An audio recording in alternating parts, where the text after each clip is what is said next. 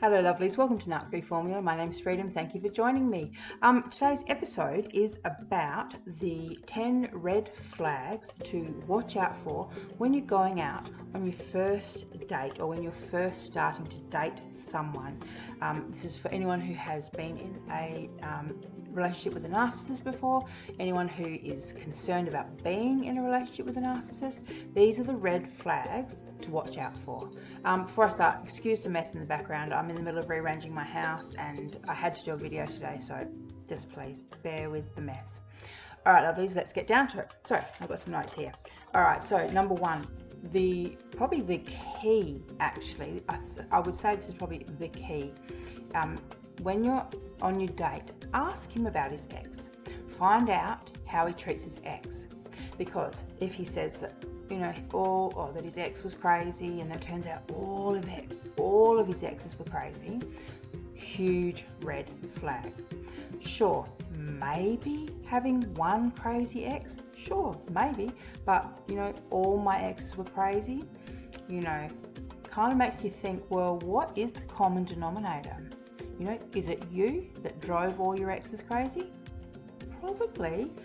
Okay, that's number one. Number two, back up. So with this, if his ex is ringing while he's at the date with you, or if he talks about her still ringing, still coming around, that means it's not over. That means he's trying to maneuver into something new before ending what he's actually in now. So that's a red flag whether he's a narcissist or not. You can't actually move forward into a healthy relationship if you're already in a relationship. All right, point number two. So if he is high or gets drunk, these are two red flags at the best of times, but especially so when dealing with narcissists, because often narcissists I won't say often, I'll say there's a higher rate of drug abuse within narcissists, within people suffering from narcissistic personality disorder. And the thing is that narcissists will hide that information. So if they are getting too drunk on the first date, or if they turn up and admit to being on drugs, huge red flag, which leads me to the red flag number three. So if he's talking about financial problems, if he's always broke, this is another red flag. Where is his money going? Because the thing is, when we start these new relationships or we start dating someone, we have an idea of what we want this person to be and we try and make them fit it, and what we end up doing is overlooking some really big red flags, and you need to stay reality based. Okay, there's no point in fantasizing about this person and making them into your perfect man when actuality all you're doing is overlooking red flags that will further on down the track turn around and bite you on the ass. All right, darlings. Number four, if he's been to jail before. Now, this is not to say that everyone who, goes to jail is, that's it, they're a bad egg. Sorry, I've just got a cat hair on my lips, it's rather annoying. This is not to say that everyone who goes to jail, write them off, they're a bad egg. However, you need to know why they went to jail and you need proof. So, if someone says to you that they've been to jail, do not just take their word on it, because the thing is, the narcissist will lie to you. Because let's say that they know that or they suspect that you're going to hear that they've been to jail.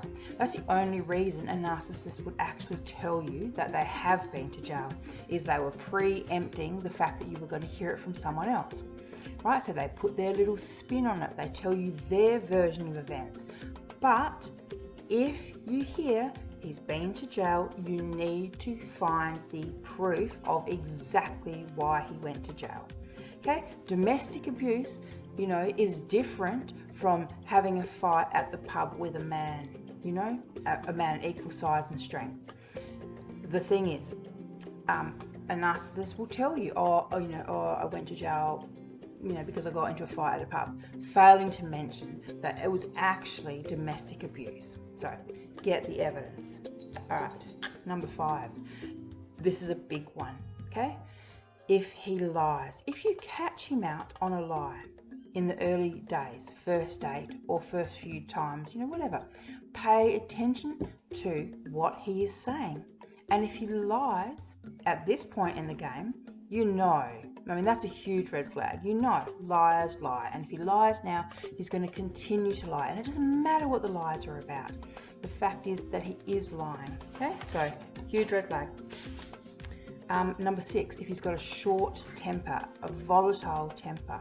So, usually a narcissist will manage to kind of keep this under control for at least the first 3 months. But you might notice it, not directed at you necessarily, but he might, for example, just say, he's trying to get something out of the boot of the car and something's getting caught, or he can't, get it out properly, or, there's some level of annoyance and frustration. So that might be the time when you see this anger and frustration rising.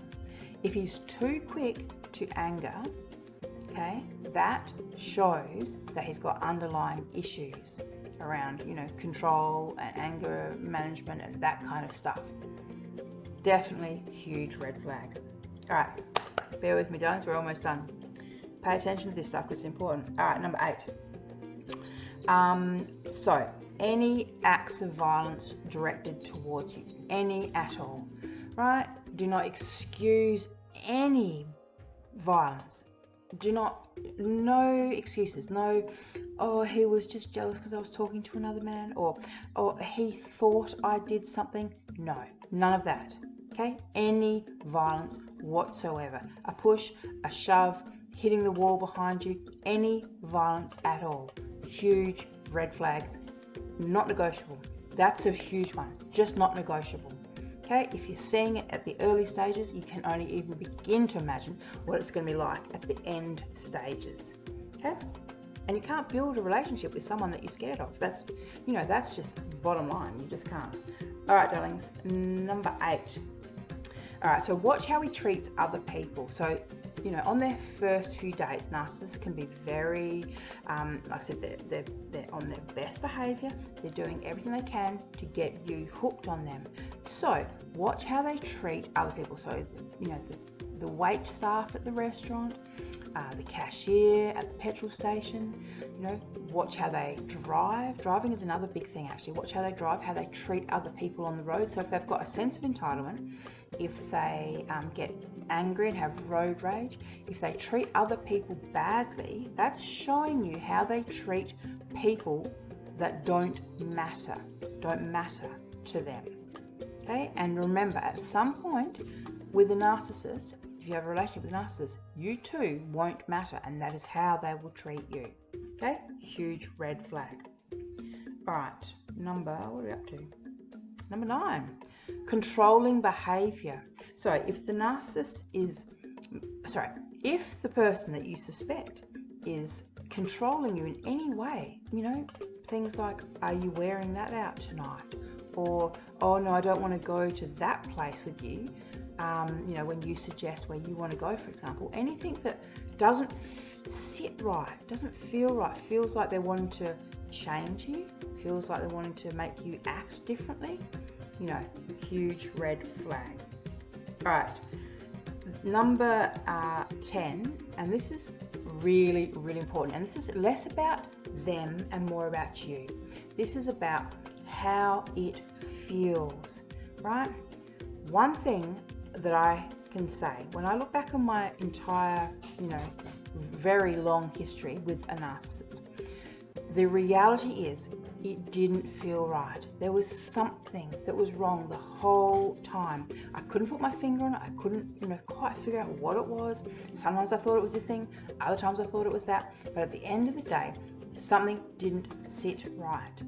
And that, if I had listened to that, if I'd paid more attention to that huge red flag, it would have saved me a lot of years, a lot of grief, a lot of suffering. So pay attention to how it feels. Do you feel uncomfortable with this person? Do they make you feel awkward? Does it feel just off in some way? Are they trying too hard?